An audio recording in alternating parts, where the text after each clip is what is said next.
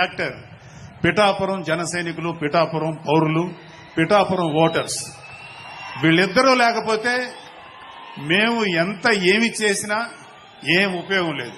విన్నారుగా మన నాగబాబు గారు మాట్లాడింది.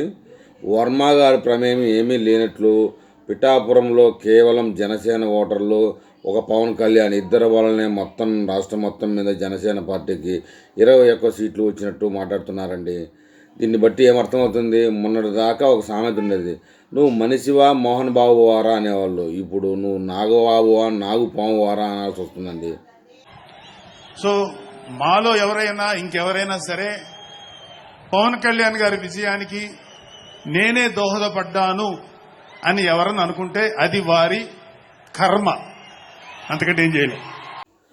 రాష్ట్ర వ్యాప్తంగా కోట్లాది మందికి తెలుసండి వర్మ గారి ప్రమేయం లేకపోతే పవన్ కళ్యాణ్ గారు గెలిచరని. పవన్ కళ్యాణ్ గెలుపుకు ఎవరైనా నేనే కారణం అనుకుంటే వాడు కర్మట. నిన్నెవడో మీటింగుకి రమ్మన్నాడు. అసలు ఇలాంటి వాళ్ళకి ఎమ్మెల్సీ ఇచ్చి కూటమి ప్రభుత్వం ఎంత తప్పు చేస్తుందో ఇప్పుడైనా అర్థమవుతుందా? ఇతను ఇంకో సామెత కూడా ఉందండి మనకి, శత్రువులు ఎక్కడో ఉండరండి, మన పక్కనే ఉంటారు. ఇలాగా పవన్ కళ్యాణ్ అన్న స్థానంలోనే ఉంటారు. ఎక్కడికో తీసుకోపోతామని అనుకుంటాం, కానీ ఇలాంటి వాళ్ళు ఇక్కడికే వచ్చి పడతారు అనేటువంటి సామెత కూడా ఉంది. ఏది ఏమైనా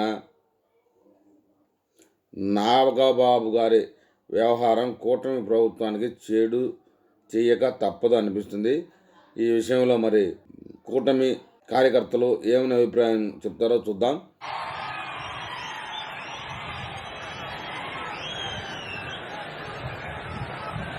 దానికి 2 ఫ్యాక్టర్స్, 2 ఇంపార్టెంట్ ఫ్యాక్టర్స్. ఒకటి మన ప్రెసిడెంట్ జనసేనాని పవన్ కళ్యాణ్ గారు అయితే, రెండో ఫ్యాక్టర్ పిఠాపురం జన సైనికులు, పిఠాపురం పౌరులు,